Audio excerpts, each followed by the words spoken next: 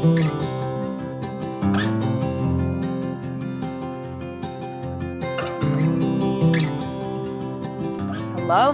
and welcome back to another episode of the Anastasiya Podcast. Bulky, you got to get out of here. Psych, today's podcast guest is not Bulky. It is me, everybody's favorite guest. And today's topic is going to be things we would keep the same or redo if we were becoming first-time parents. And I've been thinking about this a lot on hikes that I've been going on lately. And then, I don't know, you ended up being home today. And I was like, you want to record a podcast? I was like, no, but you held a gun to my head and here we are. I don't think you can say the GUN word on YouTube. G-U-N, sorry. All right. So, okay. Update-wise, we're about to get a blizzard tomorrow. The blizzard of 26.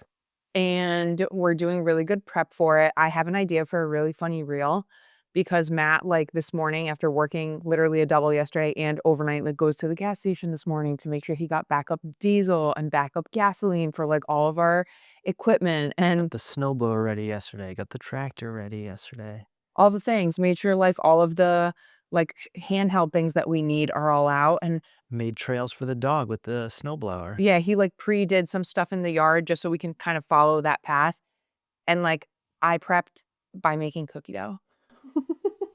While I'm trying to eat keto and not have sugar. No, but I will say, I mean, I prepped in my own ways. I like the fridge is stocked. Like we're good to go in that way. You did trick me though. I woke up this morning so tired that you were just like, you want some cookie dough? And I started eating it. And then 3 handfuls later, I said, I'm not supposed to have sugar right now. I'm just thinking about how many calories. Tell the people you're a bad influence. That's all. The best influence. I haven't baked cookies actually in a while. Like honestly, probably over a month. No, I haven't baked cookies since the new year because I just bought chocolate chips for the first time because I gave up sugar.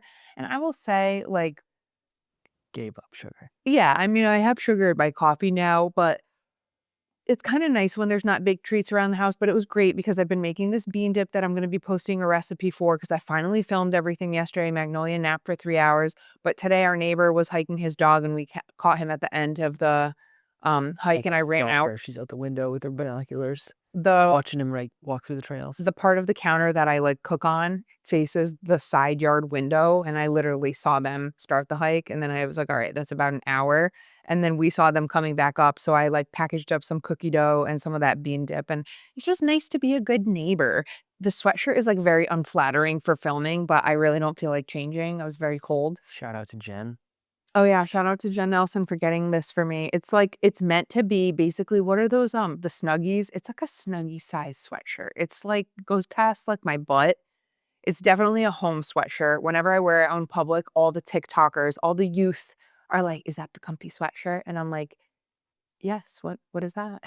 Like they know, but I don't, but you know, it's just a little too much for me. But the sweatpants, oh man, the sweatpants are great. I wore those a few times last week. Anyways, you don't care about that. So we're prepped for that. I started a new little trend on Instagram that I've been enjoying, and it's just romanticizing my own life or our own life. And like, then I just share something that I'm grateful for. And it's not like a religious every single day thing, but I've been finding that when I'm on hikes, I'll like think of something I'm really grateful for. And then I just film it. And I've been really loving that. I filmed a good one today on the hike. Just super grateful every day. Yeah. To have a beautiful, loving wife. Nice. Lay it on thicker. Come on. Who takes care of you, force feeds you cookie dough first thing when you wake up. Lunch, makes me cookie dough. That is true. I do those things. Sometimes handles other things. Yeah. All right. So diving right into today's topic, the first thing I wrote down is, if I could do a redo on becoming a first-time parent, here's what I would do again and here's what I would change.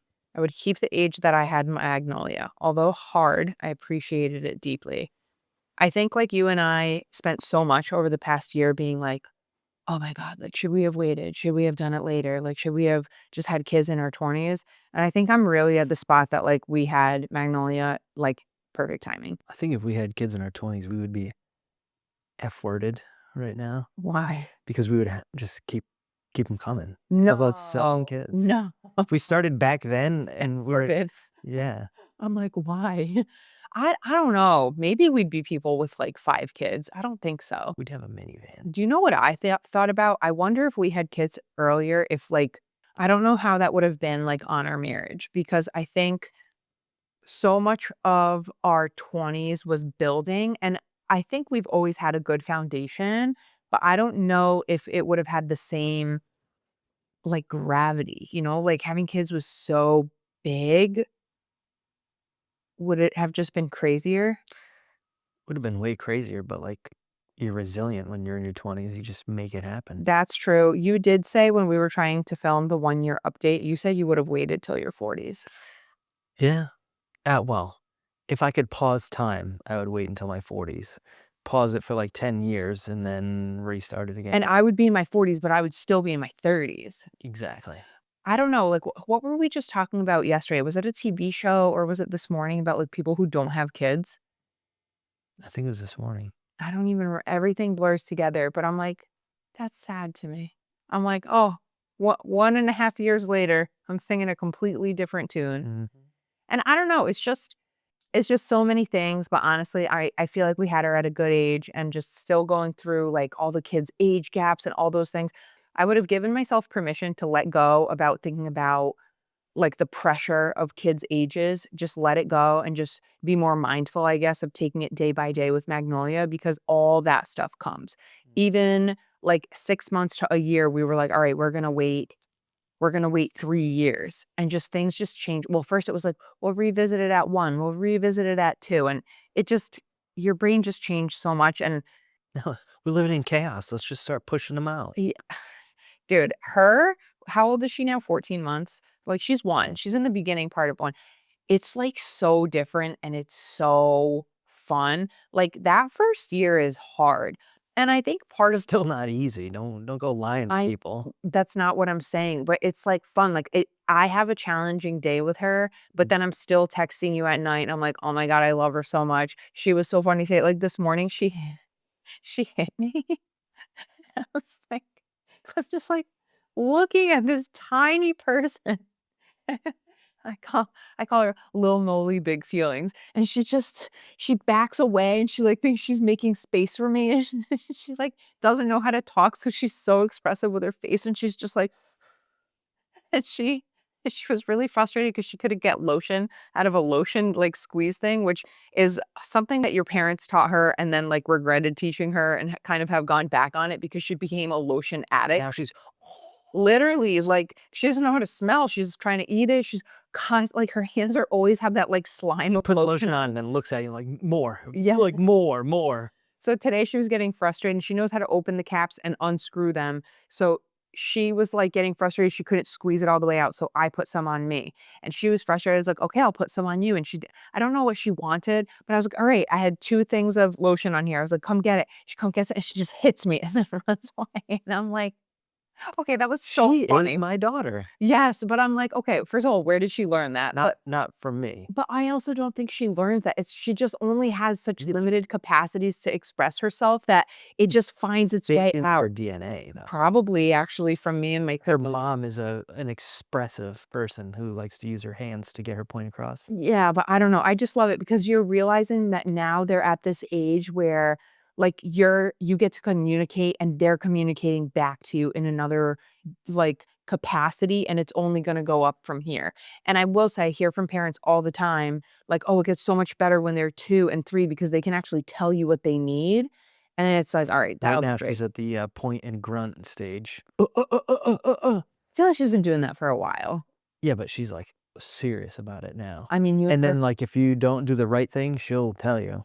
Or like you said today, "Oh, my chair." She'll run and get her chair and put it Mhm. there. She knows what the word "no" means. She knows how to protest the word "no." She knows a lot of words, like, it's very just interesting seeing how much they know Yeah, she might not without be able to say it, but she knows what it is. yes, without having a skill like speech. She is trying to get better at, like, enunciating letters and, like, you can tell she's playing with her mouth and just trying to, like, figure out how things like, it's just so fun. So, it's like, okay, regardless of what kinda day you have. "Can you go put this in the trash?" And she literally picks something up, runs over, opens the cabinet, Yeah. puts it in the trash, closes it, and comes back. Her and the dog always have battles about her dirty diapers, just the pee diapers, but it's like, No, she wants to bring it to the trash, but he wants to bring it to the trash because then he gets a treat. So then they compromise, they bring it over together, then they both run over to his treats. She wants to give him the treat, so she waits for you to give her his treat so that she can tease him. It's like And then she wants to look at you and put it in her mouth and have you say no, and then she bites it because anyway. she tries to tease us and then she wants us to chase her. Like, dude, it's just so fun. And that's just like one tiny detail of the whole picture. Like, and you can't see that when you're fighting for your life, during year one. The next thing I wrote was I would have given myself a better heads up about nursing and pumping and given myself permission to choose my mental health and sanity sooner. Sanity. Um, yeah, that still, other than the identity shift of becoming a mom, like pumping and nursing to me was like an entire another category that was equally as important as like what pregnancy is and like what delivery is and then what like entrance into motherhood is. So, it's almost like four categories and I was like, "Yo, what the heck?" Because everybody just made it seem so easy. It's a beautiful thing. No, and I didn't realize that it's different for everyone. So then your threshold lies in a different place and then you put so much pressure on yourself that you're not operating at the same capacity as other people. And really, like, did I ever say how long I wanted to do it? I don't know if you gave a specific time, but it was I it think was significant. I think like my goal was a year because I wanted the weight loss. I wanted the acclaimed weight loss that came because your body is like expelling so many calories, turning all the fuel you're eating into milk. I was like, heck yeah, dude. Magic process that turns Allie's donuts into sustenance for your child. I'm like, "This is how I'm gonna get skinny," and I was like, "Forget it, I don't wanna be skinny."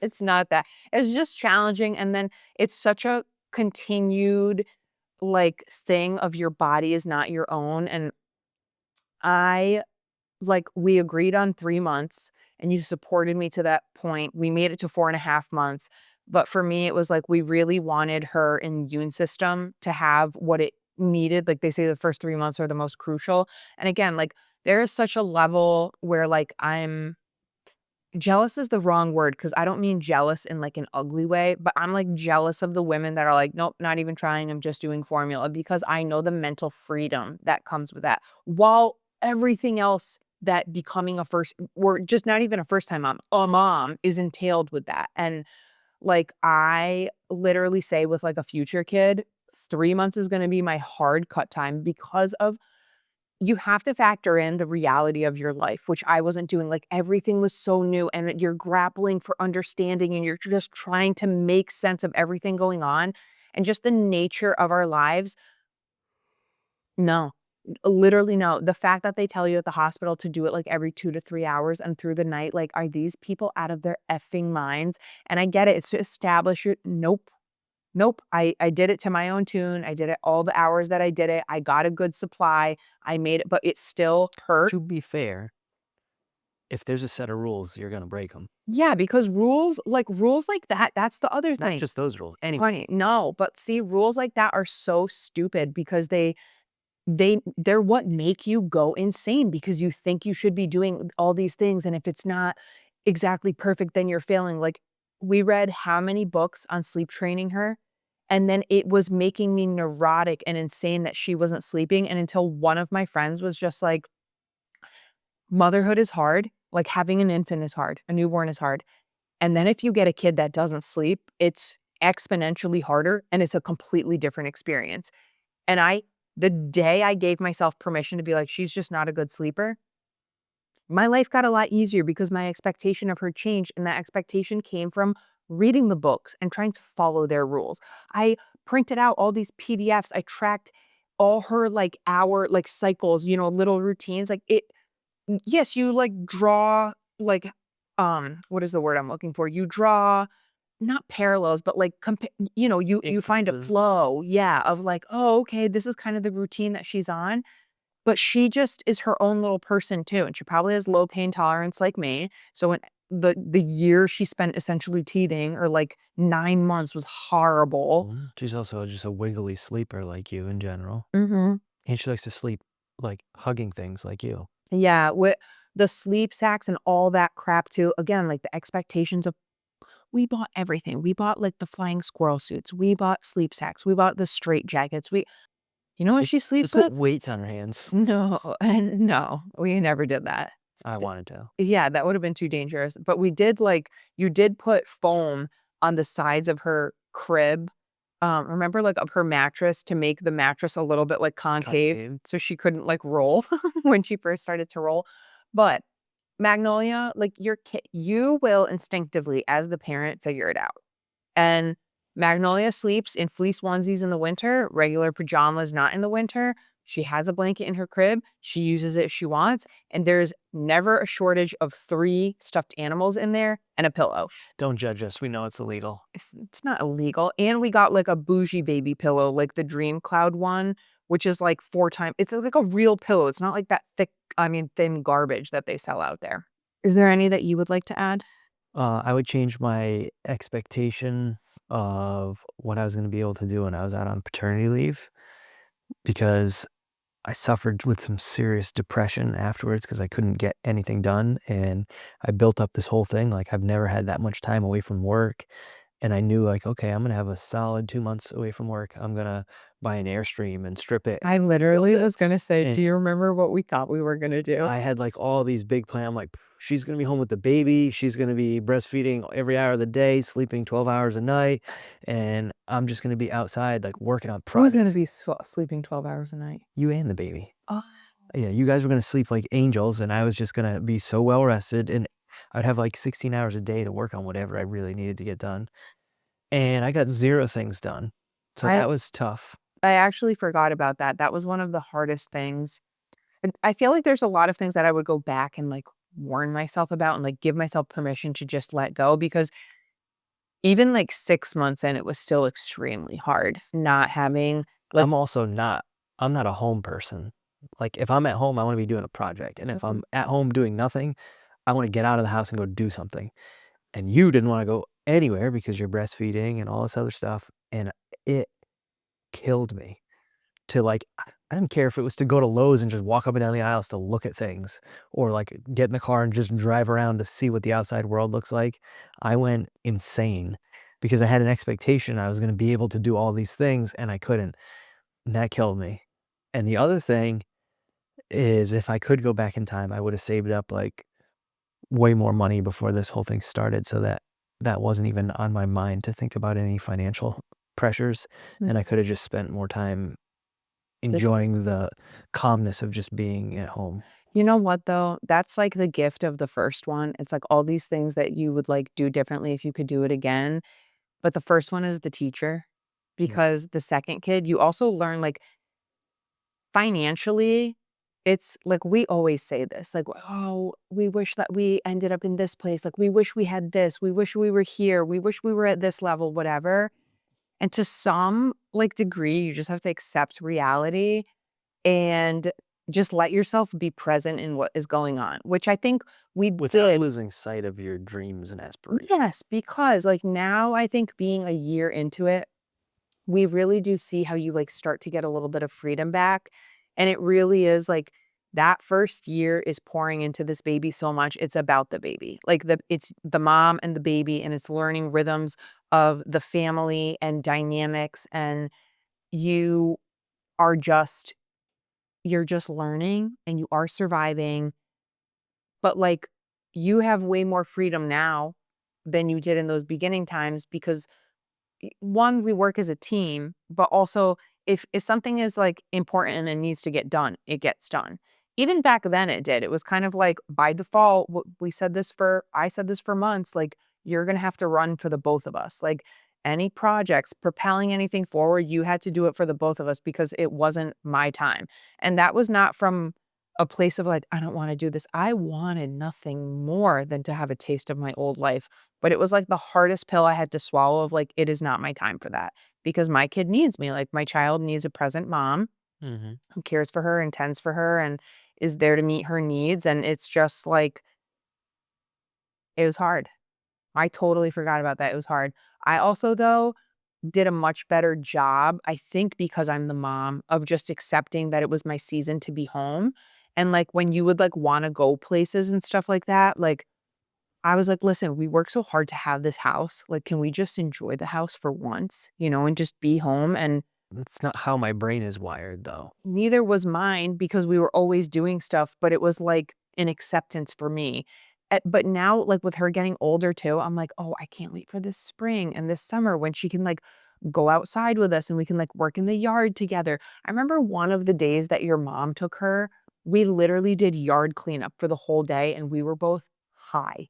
We were like, "F yeah, that was awesome." Just doing something productive. We pruned the shit out of everything on our property. Prune the stuff out of. We went so heavy pruning, and it was just like, it's also that feeling of, like, spring is coming, but we were also like, "Oh my god, we haven't been able to be productive in so long." And you're taking control of something Mhm. when your whole life is uncontrollable. Yeah, but now even looking back, now knowing, I feel like I don't know, I don't know what it would be like with the second, we're not there, but I just feel like we'll have a different handle on things because the expectation. Or are we just living a lie again and just like, the next one's gonna be different and reality No, because strikes even and we go right back into the trenches? No, because I think if we even had another one like Magnolia, that was a bad sleeper or something like, but for me, it's like, where we get not a good sleeper again? Okay, I just know I'm not gonna sleep for a year. And, like, other things that I wrote on my list is, like, I said this to my sister today when I was hiking the dog. I literally so I know I need to walk, like, for my brain. For me, it's not even mental health, it's like ADD. Like, to not feel stir crazy and feel like I can organize my thoughts and get to things and just think clearly and function, I have to walk. I I was, like, telling her, I'm like, "Oh, I wish I had a walking pad or a treadmill," but actually we used to have a treadmill and I didn't use And the it. walking pad. And then I had a walking pad and they're so cumbersome to store, like, that I got rid of it. We got rid of both. So I'm like, "Oh my gosh, RIP to the girl who used to put Magnolia down for bed and then go downstairs and clean and then pump and then walk on the walking pad, and only then would I go to bed at, like, midnight or 1.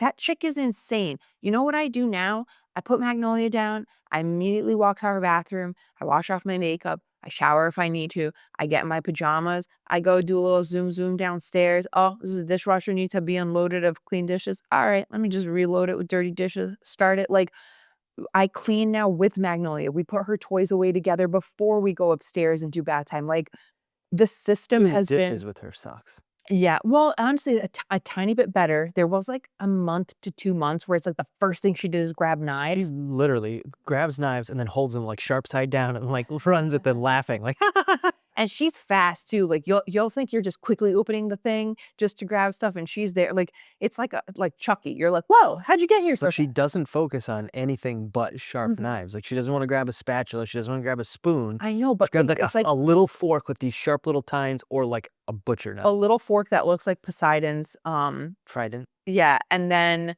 like, but think all the knives, like the smaller knives, they're all, like, blade down, so it's just, like, the a perfect handle. handle for her to reach for. So, like, going off of back what I said about the going to bed earlier, like, if I could redo one thing for myself, it would be to go to bed earlier because sleep deprivation plays mind tricks on you. When you have accrued sleep debt day after day, week after week, month after month, it really affects your mental state. And my mental state was already being affected, grappling with my new identity and just transitioning into motherhood and being a full time caretaker in that capacity. Plus, my hormones recalibrating because postpartum is for like months. And then I had postpartum blues when you went back to work. So I didn't even feel the I was like, "No, yeah, like, okay, this is an adjustment, but it's not that bad for the first 2 months." Then you left for work, I was like, "This sucks." Being Mhm. home alone all the time, like, processing solo parenting, and so much of it was that was, like, how you said you were struggling with you were just such a doer and you wanted to be doing projects and, like, you wish you could have changed your expectation of that. I was so desperately trying to hold on to that, like, part of my old life where when I would put her down for the night and think like, "Oh, I'm gonna quickly, like, do all these things and pump and walk on the walking pad," and I'm crawling in bed between 12 and 1, and she's waking up at, like, 1:15, and, like, then the insanity would start, and where it's like if I just went to bed at 10, like just pumped or something like that. It's still I was never maybe 5 times I left a dirty kitchen, maybe 5 times in a year, and every time I hated it because it's like you're starting the next day with the last day. But I know for me, it was like a form of therapy of trying to feel connected to my old life because I was always a late owl. I also don't mind waking up early, but what I'm finding in this season of my life is going to bed earlier. When you are caught up on sleep, I can wake up before her, and then that best part of my day and the best part of my mind, I can give to myself, and I can go further in the morning than I can at night when I'm tired and sleep deprived, and It's still a huge struggle for you to get to bed on time. not as bad. In the past 7 days, I only had 2 nights that were bad. I did a Sunday, Monday, Tuesday, I did 5 days in a row, then we had 2 bad nights where we went to bed too late, and how I felt mentally of like, okay, because we slept only like 5 to 6 hours for 2 nights in a row, and how I felt, how cloudy I was all day, the way I would react to things, I'm like, "This is how I spent the entire past year of my life." And being out of that for 5 days, and for 5 days, like, waking up on my own early in the morning around 6 o'clock, going to bed we went to bed at 9:30 one night. Do you know what I used to do at I'm an 9:30? old ass man. Dude, I would be just unloading my car of groceries, I and was I'd gonna be say getting in the car to go get groceries, go no, shopping. no. Oh, well, okay, that's like my old life. Like, but then you're like putting groceries away. Then I'm like cooking. I would bake all the time starting at like 10 o'clock. I'll get that time back if I want in the future. But like this, it's retraining my brain because I'm thinking, like, okay, finally, the end of the day, no one needs me. I'm like, no, Anastasia, go to sleep, which I was a little afraid for a while to, like, go to bed early because it's so like, I was starting to go to bed 2 to 3 hours earlier than I have for my entire adult life. That's, like, 15 years, and I was like, "Okay, I need to take magnesium," like, because I've never had trouble falling asleep, but I was started to, like, psych myself out of, like, my internal clock is literally gonna be like, "What are you doing?" Like, "What are you doing?" But you still passed out. Yes, and, because 'cause I'm so tired, but after a whole week of going to bed, I think the latest we went to bed was, like, 10:40 one night. Seeing what I feel like even if I wake up at 6:30 and Magnolia wakes up at 7, whatever, still got 30 minutes before her. One day she slept in, I felt like a criminal. She just kept sleeping and we were up. We were like, we ran out of things to do. No, we ended up having, like, a whole, like, hour and a half husband and wife conversation, like, because you had just worked a bunch, and it was like, "That was nice, we got it out of the way." That was the day that at 10 o'clock you're like, "Well" no, it was like 9 or something, 9 or 10, you're like, "Well, like, the day's over," and then we were like, "Oh my god, it's only this time," and then we went and we did a hike, and it was just great, and then you sit when you went to work, it was like we were already awake for 3 days. Yeah. So anyways, it's just I wish I would have given myself that permission to just tap out and sleep more and catch up any way that I could because I often think about too, that expression of like sleep when the baby's sleeping, that's not gonna be an option when we have a second kid because we have another kid. Yeah, but the second kid's gonna sleep like crazy. No, Be a real good sleeper. I'm talking about naps. Like when they say sleep when the baby sleeps, they mean that during the day. Like if the baby's sleeping during the day, like mama, you take a nap. You don't get to do that with your second kid because you're keeping track of a toddler that's not sleeping She's gonna during sleep the too. day. She's gonna be like Volky. All of a sudden, she'll like see the baby sleeping, and she'll be tired, and she'll take a nap. We're gonna have babies that nap 3 times a day. This is the person who's not the primary child caretaker in the house. Everybody, ladies and Everybody gentlemen. can dream. Yeah. Everybody can dream. And you know what? And I'm not I'll gonna be say sure that to it can't leave happen. you with just 2 kids, just so you can experience that in its full glory, and then you can let me know how it works out for you. I'm gonna take them to the trampoline park and get them amped up and bring them home. And a baby in Magnolia. Yeah, we're in the baby Bjorn. Mm. If I could go way back in time to 2020 when I was buying my truck, I would have considered getting something with a full cab. Mhm. So if anybody is looking for a new truck and you plan on having kids, don't get a little small back seat. Okay, but in your defense, we were literally buying a truck when there were no trucks on the lot. We car dealers were trying to get us to sign paperwork for trucks that were on trains being delivered from other states sight unseen. Like It was really rough out We still got there. a wicked good deal. No, I we could were probably super sell lucky. my truck for what I paid for it, Yes, which we is were awesome. super lucky. I know what you mean though, but like, you know, if you say that, so then I could go back to this time and I would tell myself, don't buy a sedan, buy an SUV. Invest in Tesla and No. But I think from my end, if I could just tell myself one thing, it would just be to like enjoy the ride a little more. I think I enjoyed it plenty, but there's so much wobbliness of the first year, but it's also okay. And it ended up being just fine, and we were just fine. And I'm glad we've had like a full circle already before we have another one. That way, like, we can think back and remember, like, oh, I really want to soak this in and enjoy this part of it. Instead of like, being in survival. yeah, if we were still in survival mode and we had a second one and just continue the cycle, it's like next thing you know, they're not babies anymore and you don't even get to enjoy any of that Yeah, or go and you don't back take to it. time to remember it and appreciate it. Remember the woman that we saw at the market? The blonde woman, and she's like, "Is that your girl?" And then the woman's name was Allison, and she's like, "These are my boys." She's like, "Yep, he's the oldest." And then I found out I was pregnant with him 5 months after he was born, so that's why I only have 2. Like, I think about scenarios like that, and I'm like, the moms are really just in survival mode, but guess what? You do it, and you get through it, and I really am glad because remember when we tried to record the one-year update? And we couldn't do it for like 4 attempts. Literally, because we were just still in such a rough spot with her. It's like she turned 1, and we were like, "That's it, she turned 1, it's gonna get so much better," and then her molars came in for, like, 2 months, and it was like, "We're still not sleeping through the night, like, this has gotta be a sick She joke." is a bad girl. No, she's a sweet girl, but, you know, like, it's She just has an attitude. is there anything else you would add? Um, I would just tell the husbands to just really love your wife through all the crazy shifts and the hormones and everything, and she doesn't actually hate you, she just Dude, I never said I hated you.